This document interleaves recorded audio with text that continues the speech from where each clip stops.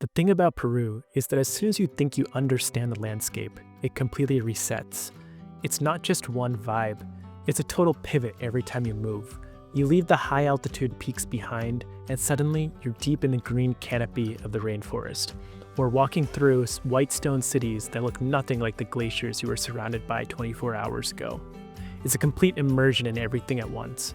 This trip was a constant reminder of how much diversity can be packed into one corner of the world.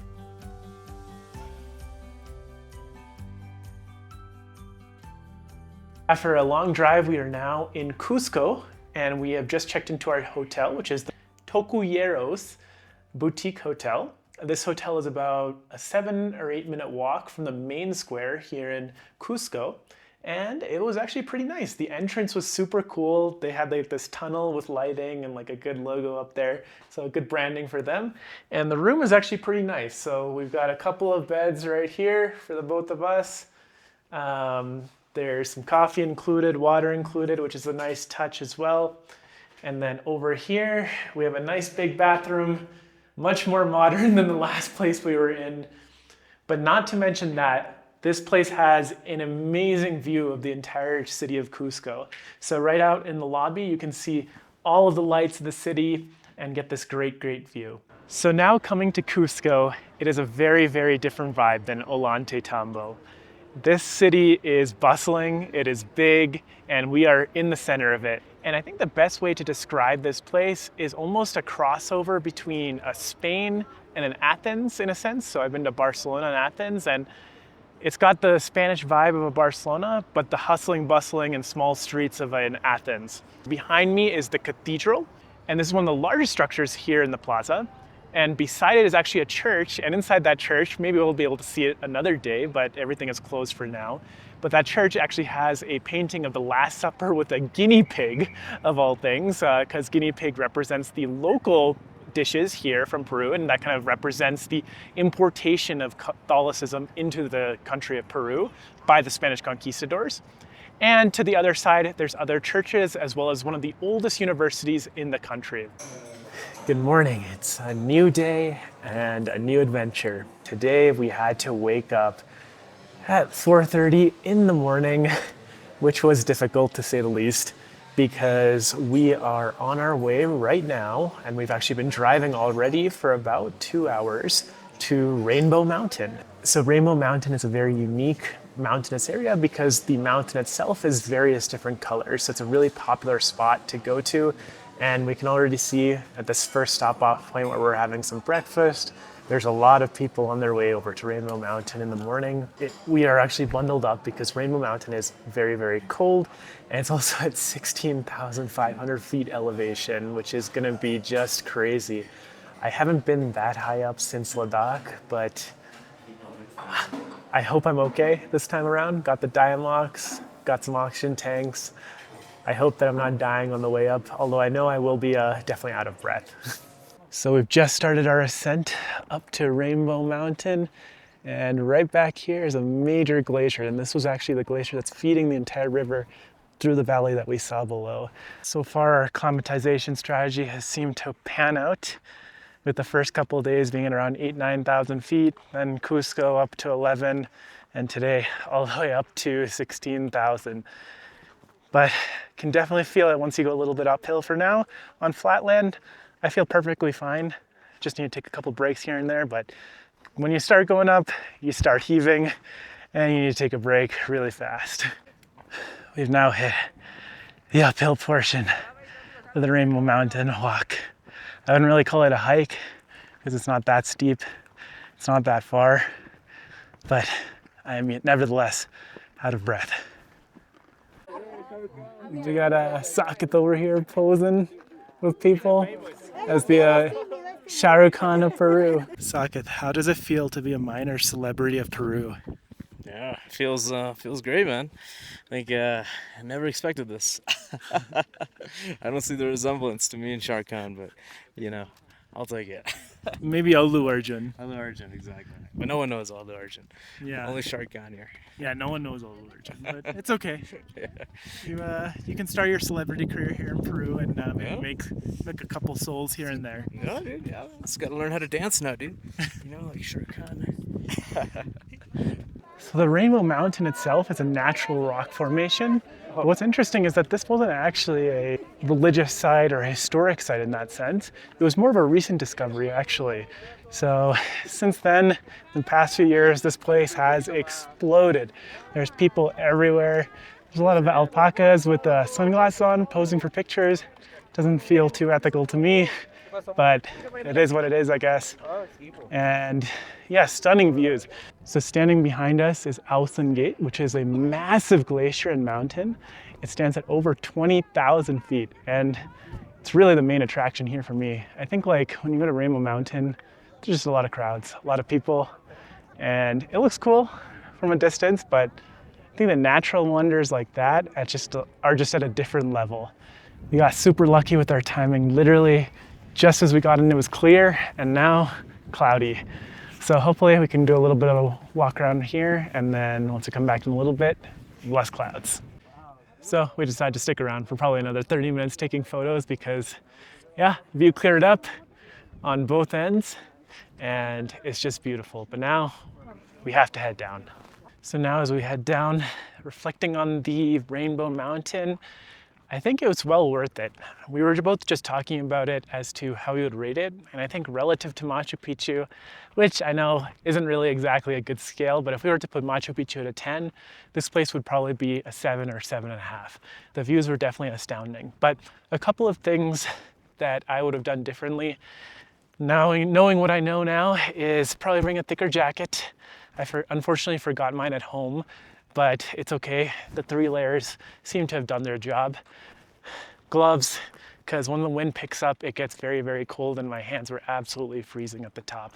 And then the other thing is make sure to wear some hiking shoes, because you don't really need them on the way up, but at the very top, when you go to the final stretch, it definitely helps to have some grip when you're on your way down. If you're comfortable driving for whatever reason here in Peru, I'm actually usually very comfortable driving in most countries, but here I was a little bit worried about altitude sickness, as well as the narrow roads, one-way roads, as well as steep drop-offs. So we ended up doing the tour, and this was a private tour. But if you were able to feel comfortable driving, I would say just do it yourself. There's not really much to the tour itself. Like I said, this is a relatively newer location that has popped up as a big tourist attraction. But you don't necessarily need a tour to go enjoy it. If you're able to drive up here, you can do it just fine. And good morning. We are up again bright and early. It's actually quite early. We ended up waking up again at 4:30 a.m. For our tour today. But today we are off on our tour to Humantay Lake. So this is a popular alpine lake to check out. You'll be able to see glaciers as well as a beautiful body of water. It's actually most well known for being part of the Salkantay Trek.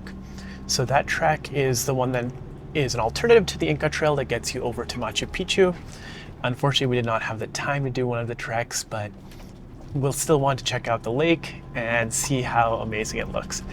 So we are about 15-20 minutes away from stopping over for breakfast. It's already been 2 hours of driving in the morning, and there'll be 1 more hour of driving to get to the actual lake itself. So after a nice breakfast with a view, we have just gotten to the start of our trek up towards Humantay Lake. And right behind me, you can actually see Humantay Mountain, and it is absolutely stunning with glaciers all around. And it actually goes up to about 5,900 meters. So another 900 meters past where we were yesterday at the Rainbow Mountain, but it's just stunning. It was a bumpy road to get here, but I'm excited to be here. We'll see in about 2 kilometers how we're doing. If it's really uphill, we might need to get a horse today. Regardless, it should be a great day with great views. The Salkantay trek would have been a fun time, but unfortunately, I don't think I trained nearly enough for this trip. I said I would train months ago, but unfortunately work caught up with me and I was just way too busy. So as a result, I'm here just existing at about 11, 12,000 feet elevation. We're going up to 14,000 foot elevation today. I'm just hoping I can make it back. That's as far as I'm going for, but I'm just glad to be here, be able to soak in the views, regardless of my physical fitness. But maybe if I was to come back, I would actually try a lot harder and do one of the trails, because the beauty in this country is definitely crazy. It's actually really surprising. They have so many different microclimates here. You have the peaks here of the Andes, you have the rainforests of the Amazon, you have the deserts along the coast. It's a really cool place to visit. So today, Saket and I ended up giving in a little bit, and we are both on horses on our way up to the lake. Honestly, I feel a little bad because this really feels like a lot like animal abuse. Like, these horses clearly do not want to be dragging us up a massive hill, but unfortunately, altitude sickness gets to you, and I guess, you know, desperate times call for desperate measures. I wouldn't do this if I was at normal altitude, but it is what it is for today. I just want to be able to go see and enjoy the lake, and hopefully it'll be a good experience. They were originally starting at about 100 sols per person. We still got ripped off when I bargained them down to 80, but it is what it is. I mean, 20 bucks to be able to enjoy the lake in its full glory. I guess it's worth it. So about 30 minutes of horse riding later, we have come to the top. And as unethical as it might be to take the horse, I think in this case it worked out. I think it was for the best. Honestly, coming to the top and looking down, I realized if we had started to walk, probably would have taken at least 3 hours if we had even made it. It was quite a significant uphill. And I'm glad we made that decision today, because I would rather come here and appreciate the lake rather than get stuck and just like die on the side of the uphill trek. But behind me is Humantay Lake, and you can see the glaciers in the background. It is absolutely stunning. This is such a cool spot to be. It reminds me a lot of the other alpine lakes that I've seen in states like Washington or in Banff. But I think this has its own unique charm because the mountains themselves are much higher, the glaciers are much bigger, and of course, we are at a high altitude. Now that the sun's come out, the lake is a completely different color. So there's got shades of greens as well as a really deep blue. So the reason the lake is this color is because of the minerals inside of it. And when the water comes down from the glacier, it feeds the lake and creates this amazing color. What's unfortunate though is that due to global warming, apparently before all of this area used to be covered in glaciers, but now it's subsided to just this one single part. Nevertheless, there is still a stream coming down, and actually this water is protected, so you're not able to go swimming in it or anything because it's used for the local people. They use it for cooking and drinking and all sorts of other things. Good morning. So it is a new day, which means it is time for a new adventure. This hotel itself has not disappointed us at all. It's been a really good experience end to end. They were able to pack us breakfast in the morning.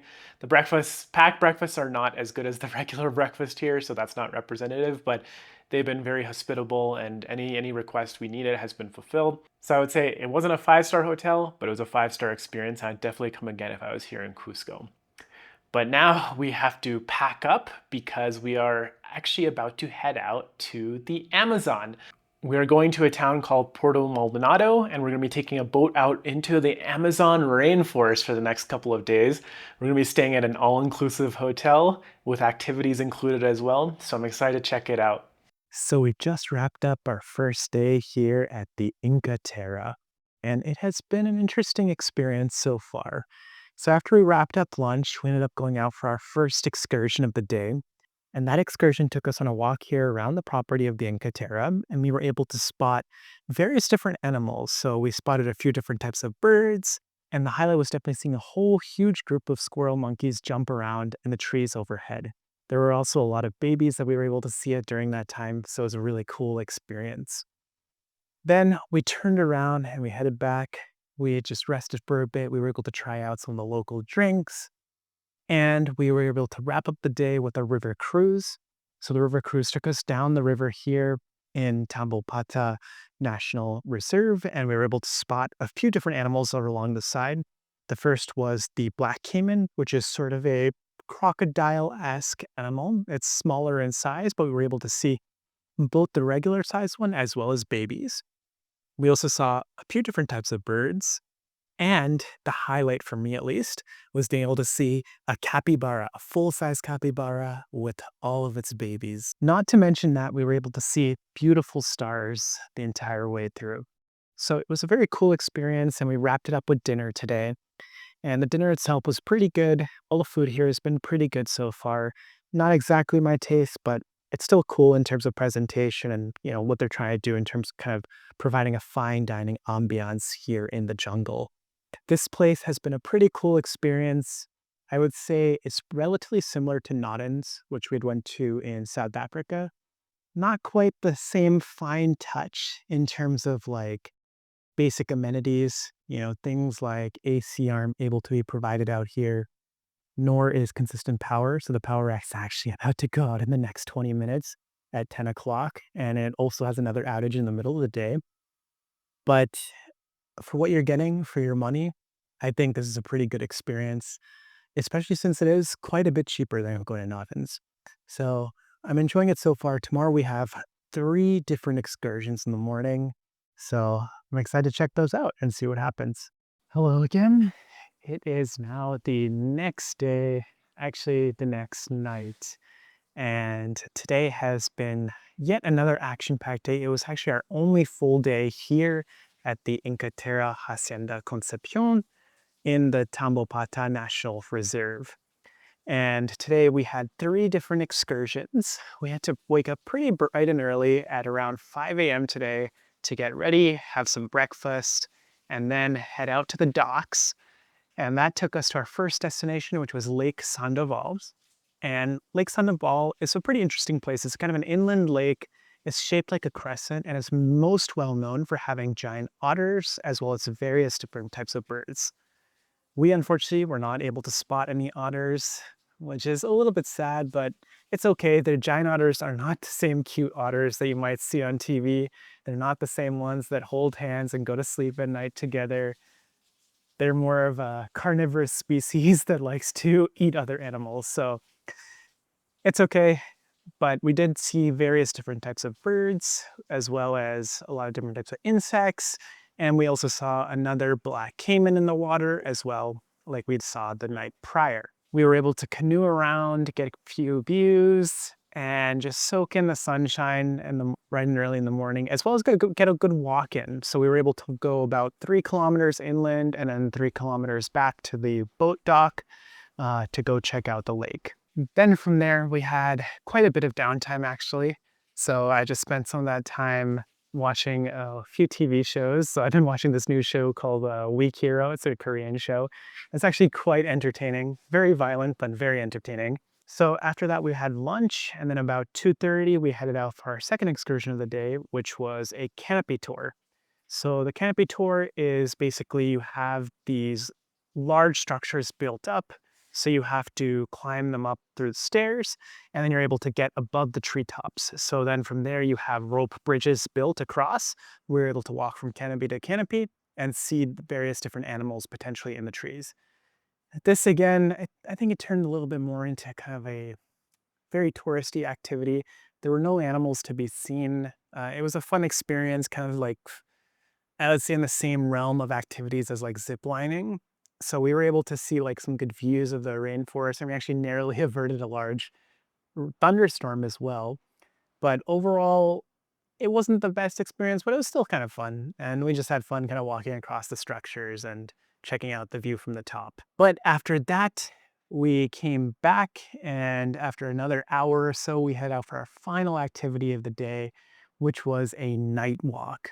Basically, you walk around the property with flashlights, trying to see various different types of animals that might be in the landscape at night that you don't necessarily see during the day. We didn't really see too many animals per se, but we did find a lot of spiders. And these spiders are the biggest spiders I've ever seen in my entire life. They're so scary. I am so scared of spiders. Basically anything venomous or potential to kill you, I'm very, very scared of. So I didn't get too close, but they were huge. Like I'm talking size of my hand level huge. It was pretty cool to see them at night because you could see how big of a web they had weaved, which was really interesting to see because some of these things were, at least 3 feet across. In addition to that, we spotted other animals such as a scorpion. Once again, another very scary animal to me. So I was sitting on a tree and was just waiting for some prey. Luckily, it wasn't too close to us. I kept looking around from side to side to make sure nothing was in their perimeter, nothing was around their feet. I was definitely very scared from that aspect, but luckily we were able to get out and back safely. But that wraps up kind of our last full day here at the Inkaterra Hacienda Concepción in the Tambopata National Reserve. And this place has been overall an interesting experience. I would say it's very different from the Africa experience that we had just a few months ago for our honeymoon, because I think here the rainforest is much more dense. And what that leads to is a lot smaller animals. We did see the capybara the other day, but I think the rainforest lends itself to various types of insects as well as plants, and less so like the big game that you might see in Africa, such as elephants and giraffes. And I did enjoy being able to check out the Amazon rainforest. I think that's definitely like a bucket list item to check off anyone's list, and I'm privileged to be able to do that. But yes, that is the end of our second day here. And tomorrow we will be heading out around noontime to head to our next destination here in Peru and our last destination in Peru, which is the city of Arequipa. So it is yet another day. This morning we wrapped up our stay at the Inkaterra in Tambopata National Reserve.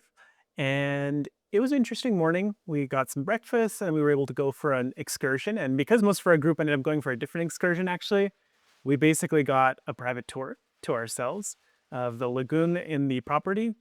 And the lagoon was interesting. We were able to spot various different birds, a couple of turtles. Overall, I would say the experience at the Inkaterra was relatively good. There's a couple things that are misleading. The website makes it seem like you can choose the activities you want to do, but really they just have a preset itinerary. I think the other downside was that I honestly did not find the guides that great. I think they were very knowledgeable and they knew their stuff and they could identify anything and give you characteristics about those animals whenever you saw them, or the plants as well. But they were not really out to give you the best possible experience. They were rather more focused on, here's the time limit associated with that activity, we'll go do that, and then we'll be back in the exact time that's allotted. But today we were in for another day full of travel where we are now, which is Arequipa. So Arequipa is a major city in the southern part of Peru. It's also known as the White City. And the reason it's known for being the White City is because many of the buildings here that were constructed were using volcanic stone that is white in appearance. And this area is very well known for a lot of volcanoes, especially its main one, the Misty volcano, which sits right behind the city and provides a very picturesque view of a volcano in the distance. We are currently staying at the Hampton by Hilton in close to the main area here in Arequipa. And this hotel is really cool, actually. It's got kind of that really modern, elegant touch, but also maintaining a lot of that traditional Arequipa stonework. The room itself is simple. We've got a bathroom over here, pretty basic, hallway for storage, and then 2 beds, sockets over there, enjoying some time off of the plane. So we just came out for some dinner at 13 Monjas, which is a pretty popular place here in the city center of Arequipa. Saket ended up getting 2 full meals for himself and was unable to finish. And then I got a pizza. Overall, it was pretty good. The pizza was a little bit dry. I think it needed a little bit more oil, but overall the food was good. The ambiance was good of the place. I think first impressions of like Arequipa generally, it's actually quite nice. Like I noticed in Cusco, there was a lot more trash around, a lot of dogs on the street. Doesn't seem to be an issue here. Very little trash. Actually, the streets are quite clean. There's no dogs, stray dogs moving around or anything like that. And yeah, I mean, it seems like it's a lot younger of a population, a little bit more hip of a place. Like people are generally wearing more modern clothing, out and about on the town. Overall, I'm liking this place. I think, in the morning time, we'll be able to see a lot of the cool sights as well. So after this morning where we were able to spend some time enjoying and relaxing in the hot tub, we headed out to What is the city center of Arequipa? So our first stop over was actually somewhere to grab some lunch. We ended up going to a place that is vegan friendly, so very all vegan food. It was pretty interesting. We were able to get some more traditional style Peruvian food with a vegan twist. But now we walked over to one of the main attractions here in Arequipa, which is the Monastery of Santa Catalina. So this monastery is now a UNESCO World Heritage Site. It sits squarely in the middle of the city of Arequipa, occupying about 20,000 square meters. That's why it's called almost like a city within a city, because there's so many walls around it. It's separated from the rest of the city of Arequipa, yet it's so large. This monastery is mainly meant for nuns. So traditionally it was used to house nuns, and they would communicate to the outside world via very limited channels, so very limited means in terms of outside communications. So this place is really interesting, not only because of the unique construction, but also because of the unique colors. The other interesting aspect about this place, it was actually closed for almost 400 years. So it was originally opened in the 1500s, but it remained closed for quite a while until actually the 1900s when it was reopened. And supposedly, there's still some nuns living here today. Two things I'll say about this place. One, the photos online do not give it justice. I think it's a lot more beautiful than what I'd seen on the Google Maps photos. And two, if I was somehow to redo my engagement shoot or could go back in time, this is the place I would do it. I guess since I wasn't able to make my engagement shoot happen here, because I didn't know about it, we can at least do Saket's Hinge/dating profile photo shoot at the same time. So after a stop at that amazing monastery, we've now come to Plaza Armas, which is the main plaza here in Arequipa. And as you can see right behind me, it's a large basilica. Unfortunately, it's closed today. We'll probably try and check it out tomorrow, but you can take all sorts of tours and get a rooftop tour as well here. But this plaza is amazing. It's teeming with people. There's lots of things going on, not to mention just the architecture is consistent throughout. And there's multiple churches here that are very well built. This is a great place to check out. It looks like there's a lot of nice stores, a lot of nice restaurants in this area, so we'll walk around a little bit. Hopefully there's some other interesting things we can spot along the way. So for our last scenic point of today, we've come to the Yanahuara Scenic Outlook. This is a point that's high up in the area of Arequipa, and from here you have these arches that are beautiful. They have all sorts of quotes from local Arequipans when it was built. Behind this, you can actually see the view of the misty volcano, as well as of the city itself. So it's kind of a cool spot to kind of end the day. We were trying to shoot for sunset. I guess we're pretty close, but it's a little bit cloudy, so we're not going to get quite that golden hour today. But nevertheless, a great spot to check out the misty volcano in the city of Arequipa.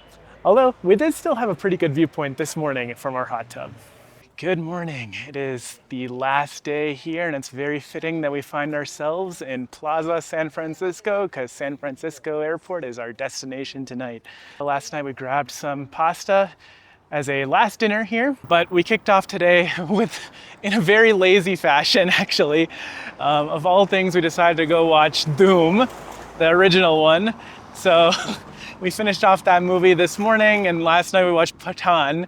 So I don't know why, but we were on a bit of a Bollywood action kick, so we watched that. And this morning we hit the gym again, and now we are out and about, gonna go check out the cathedral that was closed yesterday and grab some food. So we're on our way right now to a Thai restaurant, and then we'll head over to the cathedral after. All right, so we had our lunch for some Thai food. It was pretty okay, pretty mediocre, but it's all right, it was food, it was edible. And we tried to go to the cathedral, but the cathedral was actually closed right now. The only thing that was open was the museum. So we're gonna try and head back there around 5 p.m. when it's reopened. But for now, we've come to the San Camilo market, and it is an open air market here in Arequipa. It has lots of different stores, lots of different food. And honestly, it is literally the same as India in here. Like, we've passed so many stores, so many streets look exactly like India. It looks like we're at some random bazaar in India, random street.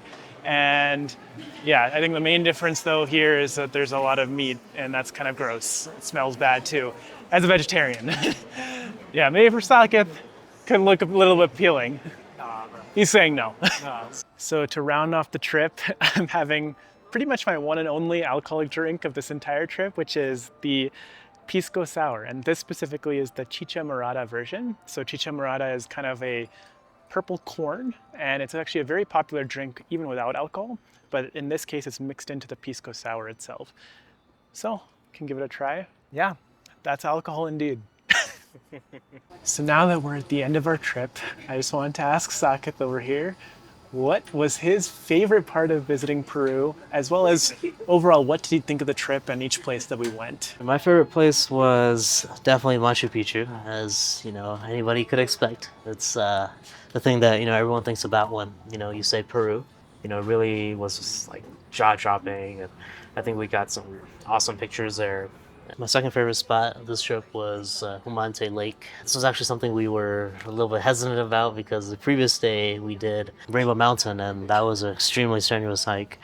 The scenery there was just absolutely fantastic, seeing all these different glaciers, these really high peaks. And it was my first time riding the horse too, which was a fun experience. And yeah, it was a great experience, where we got to see some beautiful nature and also not feel any crazy altitude sickness. My overall impression of this trip was Peru is a beautiful country because of its nature, its amazing landscapes. The other part was just the crossover between the Inca and Spanish cultures. Like, for example, in the cities you see a lot of churches, cathedrals, that was all brought over by Spanish. Also it was nice, in the more like rural parts near Machu Picchu to see the traditional Inca societies, like how they functioned and how see all the ruins still mostly there. So after a couple hours of waiting, we finally were able to see the inside of the cathedral, or well, not really I was able to see the inside of the cathedral. Unfortunately, Saket did not make it because shorts are not allowed,